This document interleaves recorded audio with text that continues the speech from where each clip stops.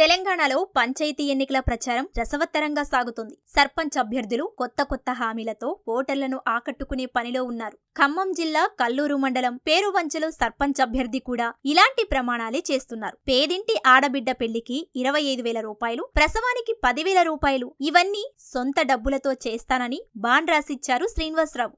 ఊరిలో ఇతర అభ్యర్థులు కూడా అనేక హామీలు ఇస్తుండటం వల్ల శ్రీనివాసరావు వినూత్న ప్రచారంతో స్థానికుల దృష్టిని ఆకర్షిస్తున్నారు. పోరులో గెలిస్తే తాను ఇచ్చిన హామీలన్నీ ఖచ్చితంగా అమలు చేస్తానని బాండ్ పేపర్ రాసి మరీ ఇచ్చారు. గ్రామంలో కోతుల బెడదను తగ్గించేందుకు చర్యలు చేపడతానన్నారు. సొంత నిధులు ఖర్చైనా సరే రైతులు, కూలీలకు ప్రమాద బీమా చేయిస్తానని హామీ ఇస్తున్నారు శ్రీనివాసరావు. పేరువంచ గ్రామ పంచాయతీ సర్పంచ్ అభ్యర్థిగా నన్ను గెలిపిస్తే నా సొంత నిధులతో ఒక బాండ్ పేపర్ మీద ఒక 12 అంశాలు పెట్టడం జరిగింది.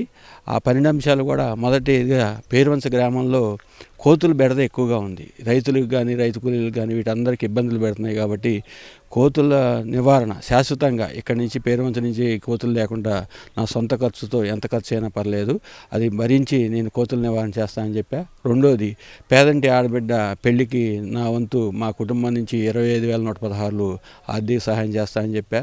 మూడోది, పేదంటి ఆడబిడ్డ కాన్పుకి 10,116 ఆర్థిక సహాయం చేస్తానని చెప్పాను.